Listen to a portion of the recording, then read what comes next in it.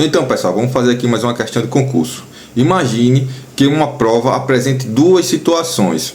A primeira situação: o indivíduo caminhava pela rua quando foi surpreendido pelo ataque espontâneo de um cachorro.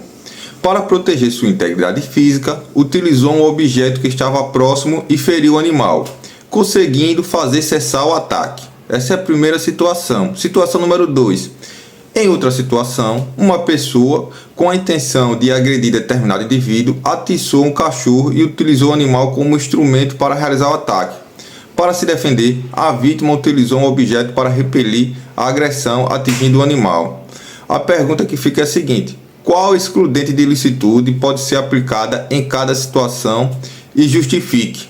E aí, pessoal, como é que a gente vai responder esse tipo de questão? Primeiro, antes de mais nada, precisamos lembrar que o artigo 23 do Código Penal apresenta algumas causas de exclusão de ilicitude. Entre elas estão o estado de necessidade e legítima defesa.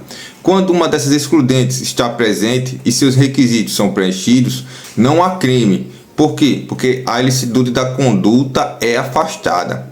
Vamos falar aqui da situação número 1, que seria estado de necessidade.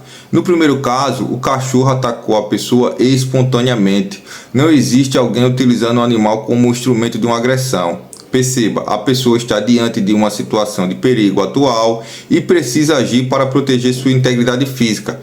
É exatamente aqui que entra o estado de necessidade. Está previsto no artigo 24 do Código Penal. E para entendermos exatamente o que a lei considera estado de necessidade, vamos falar o conceito do artigo 24, que considera-se em estado de necessidade quem pratica o fato para salvar de perigo atual, que não provocou por sua vontade, nem podia de outro modo evitar, direito próprio ou alheio, cujo sacrifício, nas circunstâncias, não era razoável exigir-se.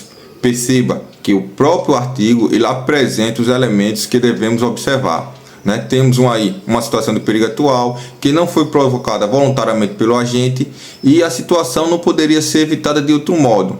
Portanto, é uma das características do estado de necessidade. Vamos agora falar da situação número 2, que é de legítima defesa. Aqui existe uma diferença fundamental. O cachorro não está simplesmente atacando por iniciativa própria. É uma pessoa que está utilizando deliberadamente o animal como um instrumento para realizar uma agressão. Portanto, existe uma agressão injusta, atual ou iminente. Nesse caso, podemos estar diante de legítima defesa, que está prevista no artigo 25 do Código Penal Brasileiro.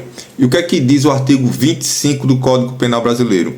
Entende-se em legítima defesa quem, usando moderadamente dos meios necessários, repele injusta agressão, atual ou iminente, a direito seu ou a de outrem.